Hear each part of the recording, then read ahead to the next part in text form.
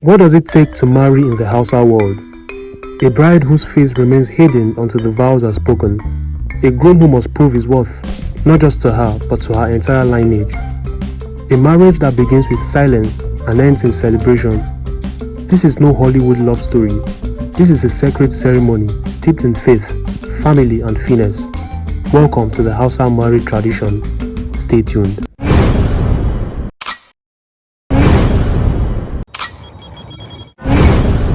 Africa Scope. From the ancient cities of northern Nigeria to the edges of Niger, Cameroon, and Chad, the Hausa people have cultivated a marriage system that is both elegant and exact. Guided by the principles of Islam and the honor codes of their ancestors, the Hausa wedding is a masterpiece of modesty, preparation, and pride. But what happens before the dancing, before the food, before the vows? Let's step inside a tradition where love is not loud, it's sacred. In Hausa culture, romantic interest is not only openly displayed, it begins with respect, with restraint. A young man rarely approaches a woman directly.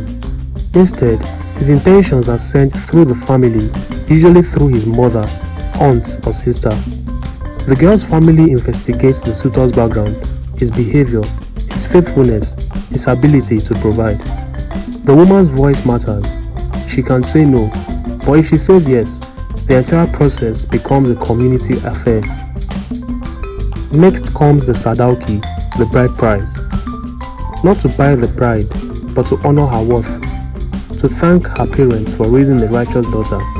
Some parts of bride price include a Quran, clothing, gold or silver, food supplies, and of course, a token of financial gift. Islam encourages the bride price to be modest. It's the intention that matters more than the amount. This act seals the respect between family and signals that the man is ready to build a new household. On the eve of the wedding, the bride is prepared like a queen. The salali is her night, a women-only gathering where her hands and feet are painted with intricate henna designs.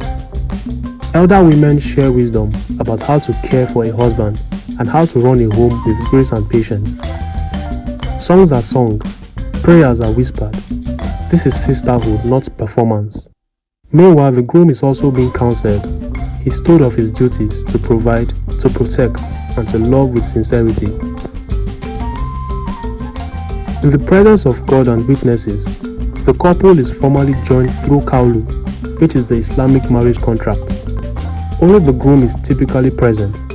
The bride remains in her home, represented by her guardians. The imam leads the prayer. The marriage is declared. The sadi is confirmed. The union is official, and yet, she has not even met her husband that day. But that comes next. Now comes the fun, and it's called kamu. In a playful twist, the bride is hidden by her friends. The groom's party must negotiate to find her, sometimes offering extra gifts and coins to bring her out. Once revealed, the couple is presented together, dressed like royalty, smiling under the weight of centuries-old tradition. This is followed by a grand feast called the walima, where meat flows, elders pray, drums echo through the city.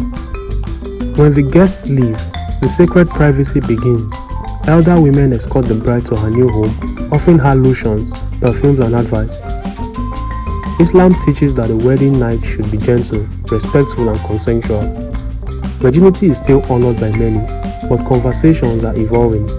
Some Hausa communities now accept a broader understanding of intimacy as long as it remains halal, pure, and private.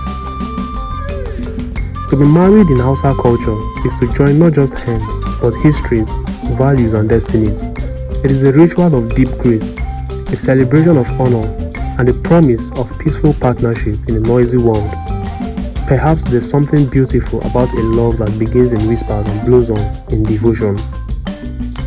Which part of the Hausa wedding tradition moved you the most? Let's talk in the comments. Don't forget to like, subscribe, and share this story with someone who loves African culture. Thanks for watching.